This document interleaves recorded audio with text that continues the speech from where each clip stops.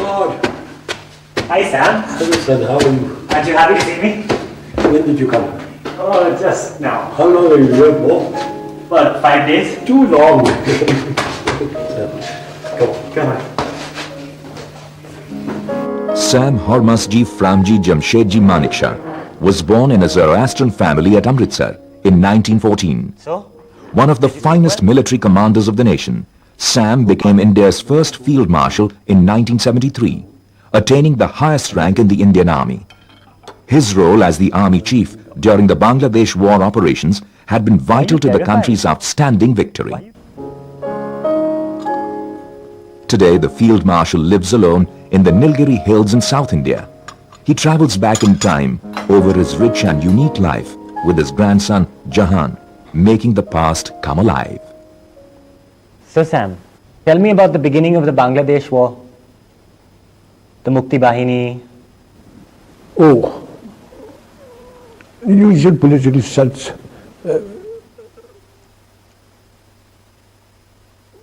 Pakistan had really cracked down in a big way. The poor old Bengalis, what could they do against the Pathans and Punjabi Muslims and the army? So they started pouring it into India. A humanitarian crisis, a war, and the birth of a nation, Bangladesh. In April 1971, millions of refugees from East Pakistan began pouring into India when Pakistan's military ruler, General Yahya Khan, cracked down on the Bengali population. He was hoping to suppress their demand for autonomy.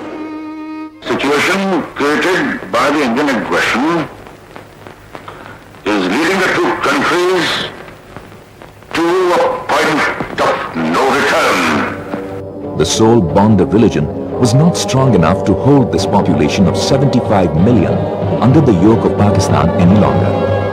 Under the leadership of their popular leader, Sheikh Mujibur Rahman, they demanded an equal and rightful share in governance of their own country.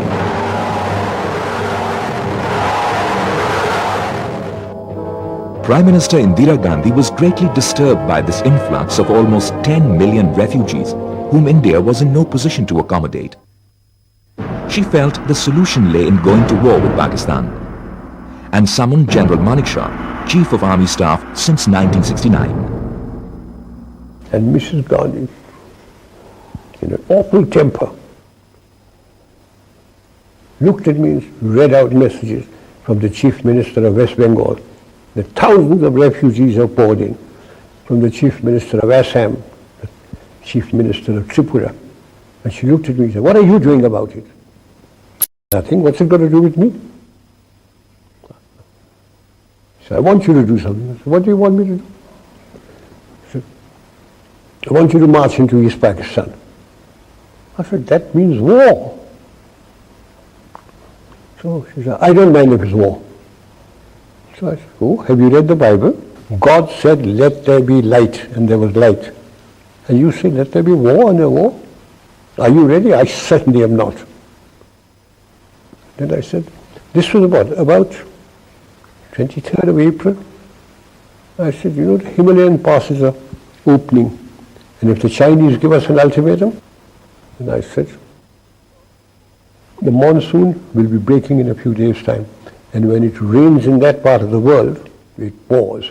Rivers become like oceans. If you stand on one bank, you can't see the other. My movement will be confined to roads. Because of climatic conditions, the Air Force will not be able to support me. And if I were to go in, I guarantee you 100% defeat." I said to Mrs. Gandhi, "Will you now give me your orders?"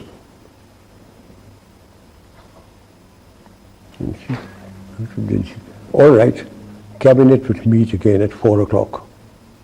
So everybody started walking out, I being the junior one. A smile on my face as I was going out. She said, "Chief, stay behind." I said, "Prime Minister, before you open your mouth, shall I send in my resignation on grounds of health, mental or physical?" And she said, "Oh, sit down, Sam, tell me.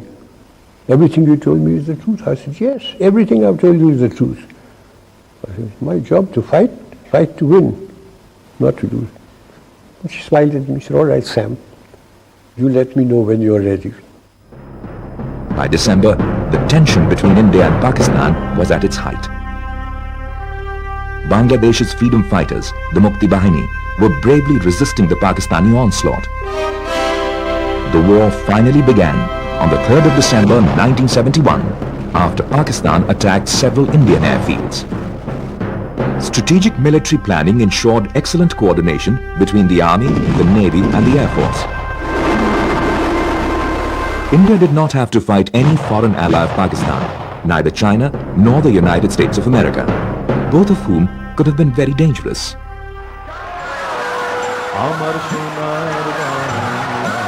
The war, which lasted 13 days, ended on the 16th of December with the surrender by Lieutenant General A.K. Niazi to General Officer Commanding-in-Chief, Eastern Command, Lieutenant General Jagjit Singh Arora. India had captured nearly 5,000 square miles of Pakistani territory and 93,000 Pakistani troops had surrendered. Bangladesh became the first nation to be born after the Second World War. Indira Gandhi's rule as Prime Minister had reached its peak. 62, the morale had gone right down to the ankle. 65 restored it, but very partially. Not until this brilliant victory was that morale fully restored. Here was a complete victory. The whole world looked on India now as a great regional power. Before, we were not considered to be so powerful. But after the Bangladesh war, we emerged as a major power in the whole of this area. This was perhaps an ideal time to once and for all put an end to the Kashmir dispute. Unfortunately, the post-71 war talks at Simla between the two countries could not achieve this, and the state continues to be an issue of controversy. So what went wrong at Shimla? She went there and Bhutto made a complete of her. See, I know I've just taken over from Yahya Khan. If I yield anything just now, they'll throw me out. Give me a chance. In 6 months' time, I promise you, we'll settle everything peacefully. She came back and she told me, I said, he's made a monkey out of you. Meanwhile, Sam ensured humane and comfortable treatment of the 93,000 prisoners of war for as long as they were in Indian custody. He also ensured special care for women prisoners of war. Both he and his wife Sillu worked hard to ensure the rights and welfare of war widows. While these Pakistani prisoners of war lived in Pakka barracks belonging to the Indian Armed Forces in properly constructed buildings and in strong shelters. Our troops were staying in tents throughout that year and a half that the Pakistani troops were here. I went to Pakistan about 2 months after the conflict, and they really gave me a first-class welcome. The governor, this was at Lahore, the governor invited me for lunch, gave me a martini before lunch, wines at lunch, and during lunch he said, General, will you do me a favor? So I said, if I can, Mr. Governor, I will. I thought he was going to be asking me about some relation of it. He said, my staff is outside. They want to shake hands with you. I went out, and there they were all lined up. About the 11th man took his pagri off and put it at my feet. So I picked it up. I gave it to him. ये क्यों आपने किया? कहता हजूर, आप थे तो हम बच गए. मेरे 5 लड़के आपके कैदी हैं. उनकी चिट्ठी आती है कि आपने सबको कुरान शरीफ दी. वो लोग बैरक में सोते हैं, आपके जवान बाहर सोते हैं. वो लोग चारपाई पे सोते हैं, आपके जवान ज़मीन पे सोते हैं. आप जब जाते हैं हाथ मिलाते हैं सबके साथ, लंगर में जाकर खाना टेस्ट करते हैं. And he turned around, the governor was with me. अब हम कभी नहीं मानेंगे साहब के हिंदू खराब है. And I got into trouble in my own country. The bureaucrats and the ministers complained about me. कि चीफ साहब तो उनको ऐसा रखते हैं कि जैसे उनके जवाई हैं, as if they were my sons-in-law. They complained against me, cabinet meeting, at the meeting. Mr. Gandhi looked at me, I said, Prime Minister, they were soldiers. They fought extremely well. They lost. And I'm looking after the soldiers. No, I've forgotten all about the war and everything. Soon after the war, General Manekshaw was awarded the Padma Vibhushan for his exemplary contribution to the nation. On 1st of January 1973, he was made India's first Field Marshal, a rank that is held for life. He therefore continues to be the senior-most officer of the Indian Army. I think he deserved it.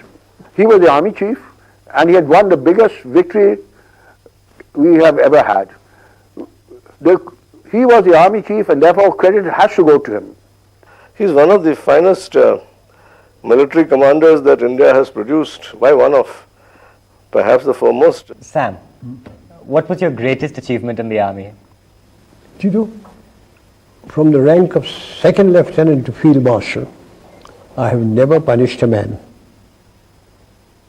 My adjutant general, when I was the chief, and my judge advocate general used to get, wild. Court-martial proceedings would come to me. If they said not guilty, I'd sign. If they said guilty and punished, I'd take the file home, I'll look at it, I'll say, no, I think witness number 3 has lied, Mr. so-and-so thing. And they say, how can we maintain discipline with you as the army chief? You're not punished. I say, you damn chaps, sit in Delhi with your wives and your children in lovely homes, and you forget what those chaps are going through.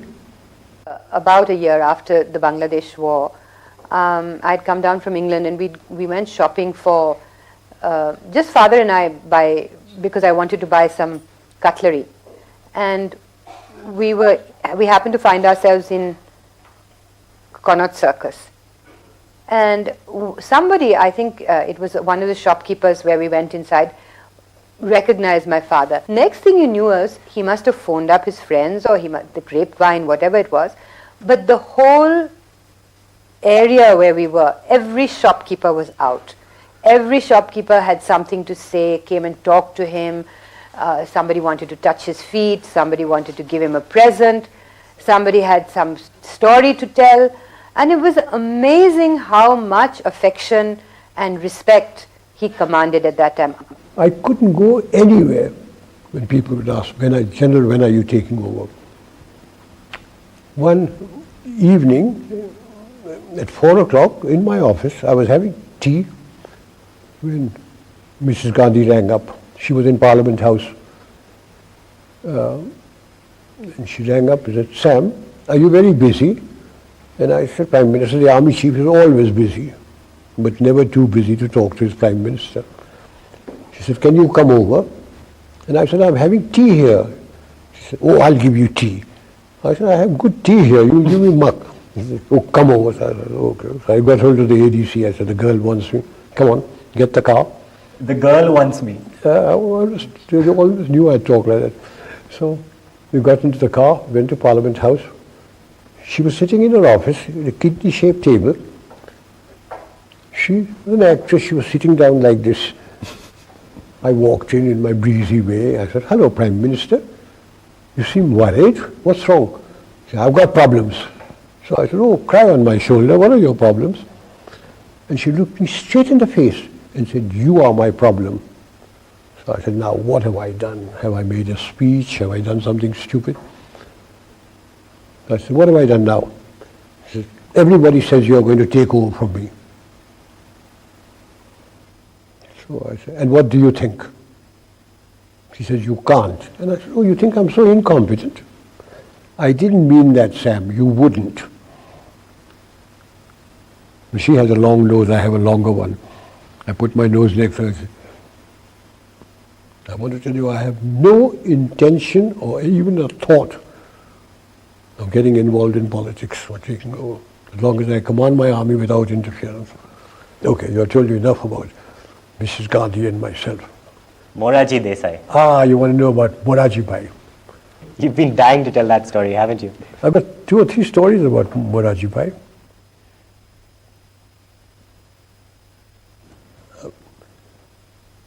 When I became Army Chief, Morarji Bhai was the Finance Minister in Mrs. Indira Gandhi's cabinet. Then he became Prime Minister. Mrs. Gandhi lost the election, he became Prime Minister. One day he said, I believe you drink. So I said, yes, I have it. You mustn't drink. Very bad for you. So I said, Prime Minister. I come to my Prime Minister, he said, you mustn't drink. I go to a party and I talk to a pretty girl. My wife says, you mustn't talk to her. I'm a field marshal. Is life worth living? He said, your wife is quite right. Drinks and pretty girls will ruin you. I said, they haven't ruined me so far.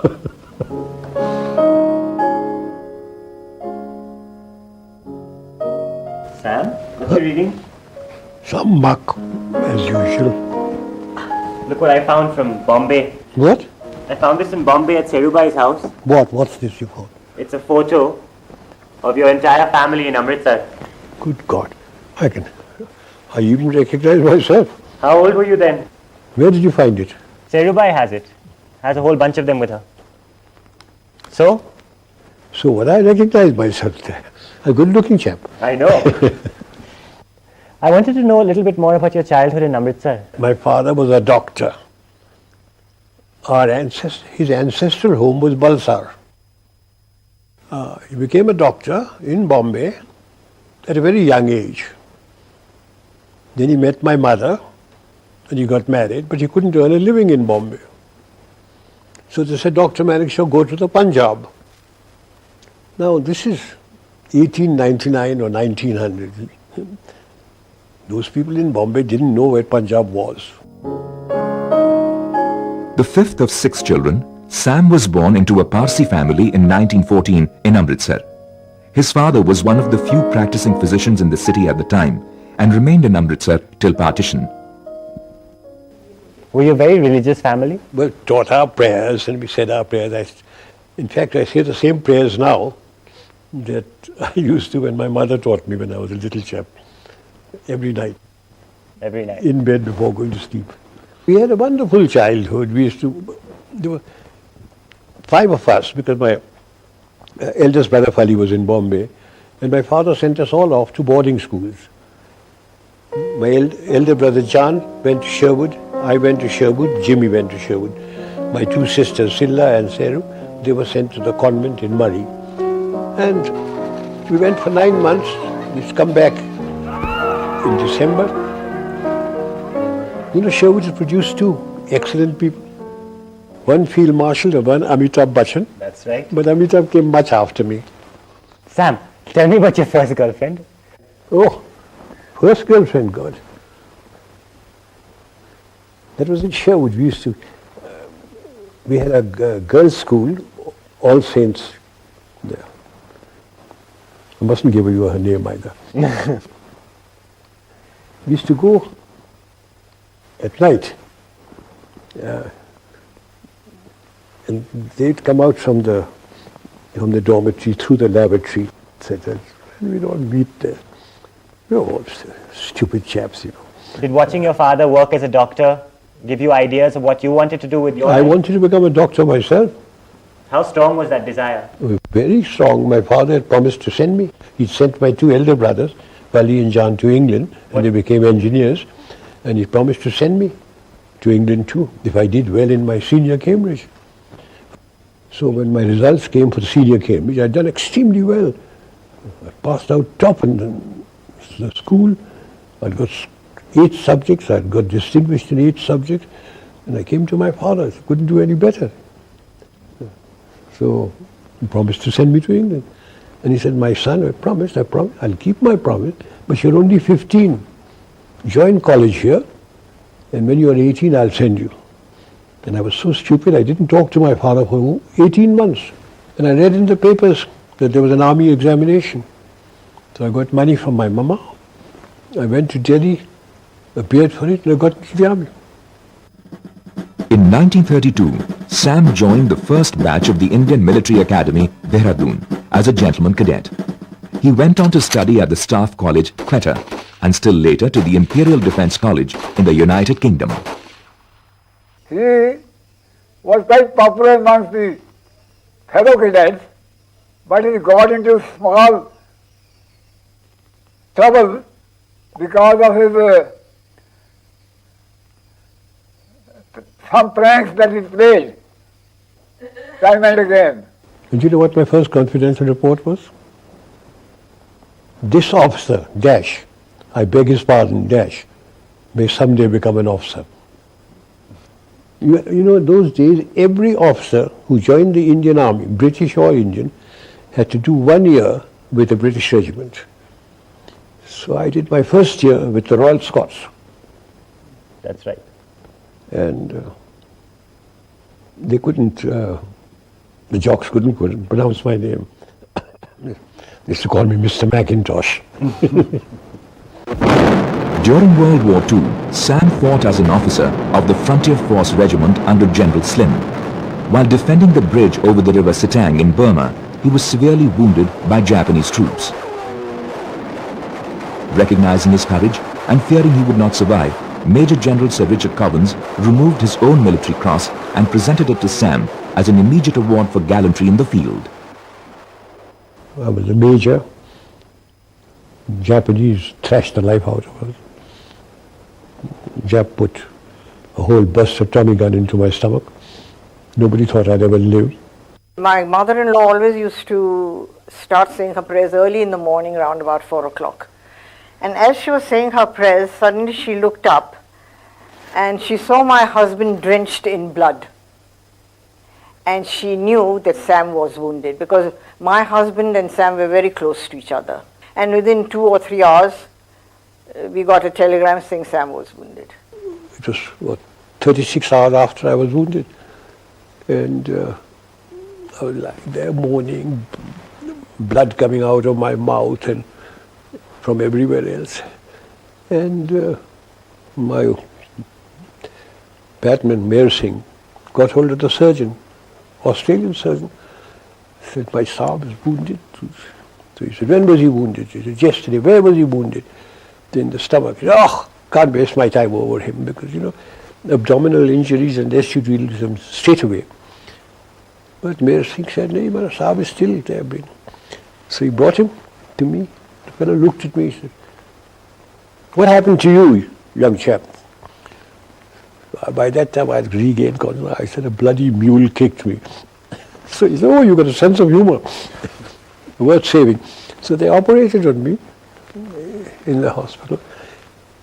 After partition, I became director of military operations, and I remained director of military operations for 3.5 years. I was sent to Kashmir with V.P. Menon, who was the state secretary. The Maharaja's army had, the Muslim element had revolted, the tribesmen had come in, and I was sent there with him, V.P. Menon, to see if he could get the accession from the Maharaja, see what the military situation was like. And at about midnight, the Maharaja signed. He kept on saying, we must send soldiers in. He said, we can't send soldiers into your state unless you accede to India. So at midnight he acceded to India. V.P. Menon handed over the accession papers to Mountbatten. Mountbatten looked at me. He said, Manekshaw. He didn't call him Manekshaw. What's the military situation like? I said, very bad, sir. The tribesmen are busy looting and raping about 9 kilometers away from Srinagar and the airfield. If they once get in, we've lost Kashmir because we won't be able to fly troops in, etc. So he looked at Nehru, and Nehru talked and all, until Sardar Patel lost his temper. He said, Jawaharlal, do you want Kashmir or do you want to hand it over? He said, of course, Kashmir is ours now. So he said, will you issue orders? And before he could issue orders, Sardar Patel said, you have received your orders. So I walked out and we started flying troops into Kashmir. What was your relationship with Sardar Patel like? Sardar Patel was Home Minister, and I had a good relationship with him. Every morning, V.P. Menon and I would go to his place, and he would be sitting down there. His daughter, Bunny Ben, sitting cross-legged with a Parker fountain, a brown Parker pen, taking notes. And he would say, VP, I want Baroda. Take him with you. I would go as the bogeyman in uniform. When the killings were taking place in Calcutta, my British commander-in-chief, he came along and said, "Hey you, the Sardar wants you in Calcutta." So I said, "Why me, sir?" He said, "He phoned, he wants you there. An aircraft has been laid on for you." So I went there.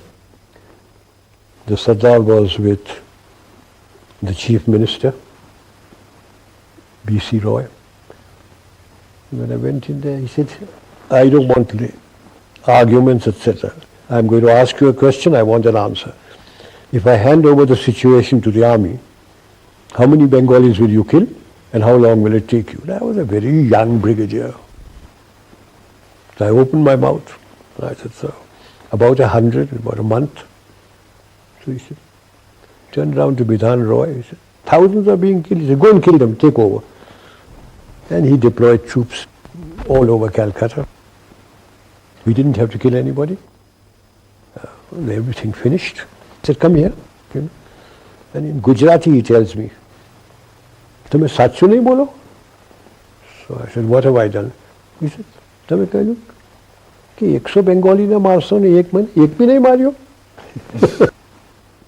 Then he told me, he said, "Well done, thank you." Brigadier Manekshaw, as he was then, made quite a name for himself as the director of military operations, and his highly professional manner of working brought him to the knowledge, more correctly, brought him into notice of all that mattered in the country and in the services. And very often at about 7:30 or 8 o'clock in the evening, when we were going back, he would come and sit with all the G3s, the captains, with his feet on the table as usual, cracking jokes and discussing matters, but in a most informal and lively manner. Oh, he was very fond of junior officers. He is always joking and laughing and pulling their legs, and the junior officers were very pally with him. They never felt any fear of a senior officer or anything like that. Sam was a very, very jolly chap.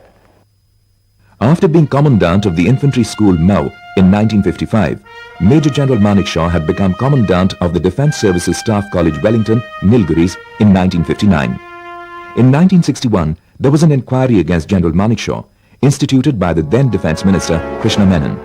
Sam was accused of being too anglicised, and statements allegedly made by him on various occasions in the past were collectively dug up and used as evidence.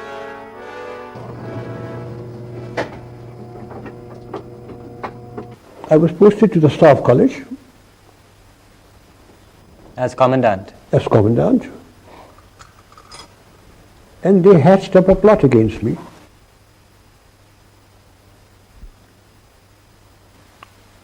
They had inquiries against me.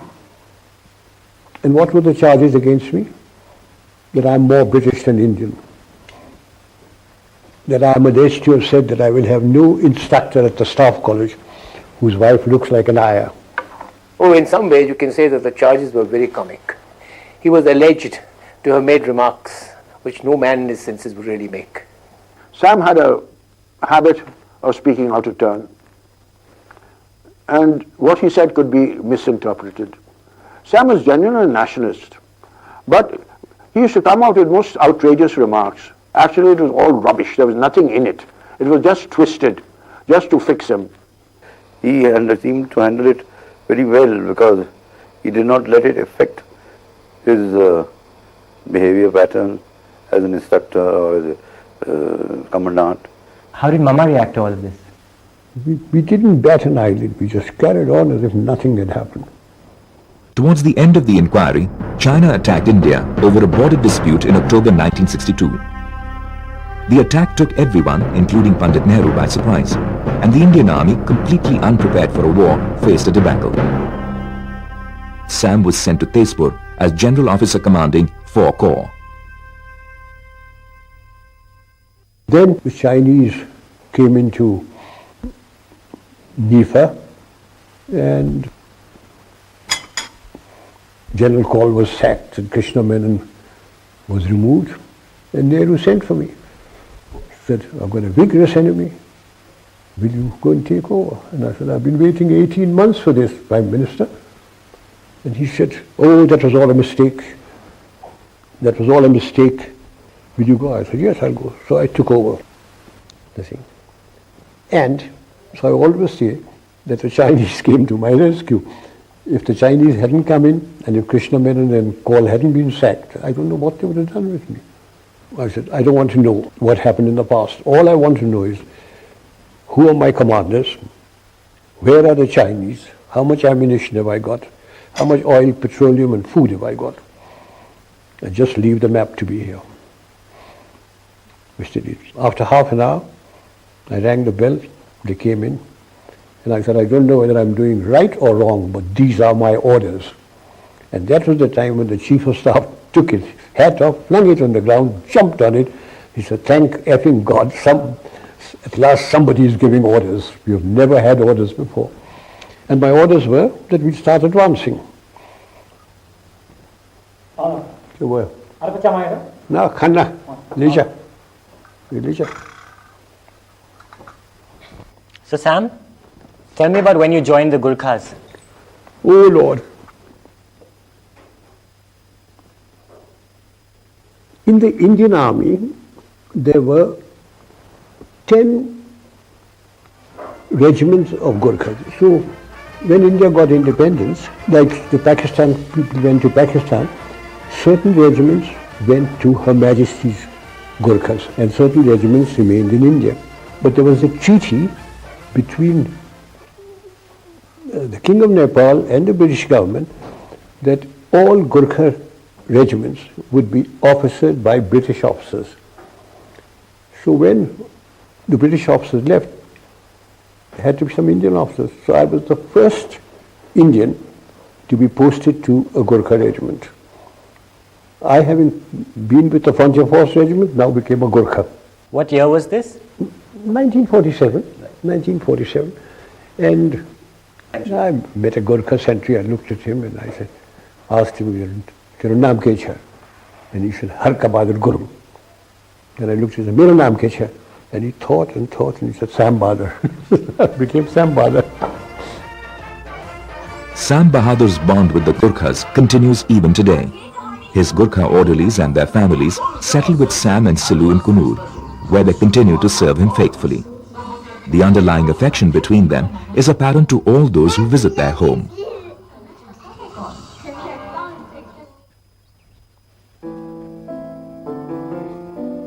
Hey Sam. After retiring as Army Chief, the Field Marshal created a new life for himself in the boardrooms of the corporate world. He was invited to join the boards of several top companies of the country and continues to actively help and advise them regularly. His ability to motivate people from all walks of life is perhaps one of his greatest assets. I'm going on the 29th of this month to Madras. From Madras I catch a flight to Calcutta. I have an annual general meeting of East India Hotel on the 30th. I come to Bombay on the 31st. How many companies are you on the board of now? You're not allowed to be on the board of more than 14, and I'm on the boards of 14 companies. And you're not allowed to be chairman of more than 10 companies, but I'm the chairman of 6. Do you want to get up to 10? No, I want to get out of some of them. Are there any companies that you particularly remember that you had a lot of problems with? Companies that maybe you had a hand in helping turn around or become profitable or become more efficient? I don't think so. In fact, I think quite a lot of them became less efficient. Well, he retired, and I suppose he had a lot of common sense, and his name was good, so a lot of boards requested him to come on their board. Oh, he creates a very good atmosphere. The staff all like him, and they look up to him. So he was very popular with the shareholders also. Board meetings were always a great pleasure with him chairing them. And I found him very incisive, very knowledgeable, and he'd obviously taken a lot of trouble to read up on the subjects that he was handling. Was really a very fine person. She was how I can't explain it, but she was loved by all. No one had a bad word about her. She took part in social work. She had no chip on her shoulder, and she understood people. She understood people much better than her husband. Oh, she was a very supportive wife. I mean, she was always there by his side and always added to Sam's charms, because the two of them went together everywhere and they were almost inseparable. He was head of a very happy family, and I think that went a long way in molding the mental makeup of this man. He was happy at home, so he was efficient and happy in his work. So Sam, tell me, having been born in Amritsar, having lived all over India, why did you finally choose to settle in a place like Kannur? Funny. I used to be the commandant of the staff college, but then after the Chinese, I was sent off to take over that defeated army, and Mama was here and she bought half acres of hillside for the princely sum of 18,500 rupees. Mama built this house? Mama got it built anyway. She designed it. So why don't you tell me why we call this place Stavka? Oh, that's very simple. Stavka, if you read War and Peace, is the headquarters of the highest military commander in the land. And I didn't know what to call it until my daughter Sherry, who is educated, said, "Father, why are you thinking you must call it Stavka?" I said, "Why Stavka?" And she told me. Have you read War and Peace? No. What all do you do in terms of Kannur and its community? Very little. When Sidhu was living, we'd go out. She'd arrange things, we'd go out. After she's dead, I keep to myself mostly. But you should go out and socialize some. Nobody likes mixing with a field marshal. Oh, come on. Tell me more about Silu. What did she do in the army as an army wife? Oh, she did a lot. She did all the army wives' welfare funds and all that sort of thing. She's very good that way. She did a lot of philanthropic work here also? Yes, she started that clinic, and she did that. She's very good about all those things. Anyway, why do you keep on asking me about my wife? Because, okay, one final question. What? Then I'll leave you to it. Yeah. Actually two final questions. Two now, go on. Yes. One. What? Looking at your life as a military general, having all that power at your command, are you happy with the way things went? Was there anything you would have liked to have done differently in your entire career as a general, as a soldier? No, quite happy. And how about your personal life? I had a very pleasant personal life. I had my two daughters, I had my grandchildren, I had my wife, I had my Gurkhas. Quite happy. Do you like your grandchildren? Some of them. Come. Now where are you taking? We're just going to the edge of the balcony.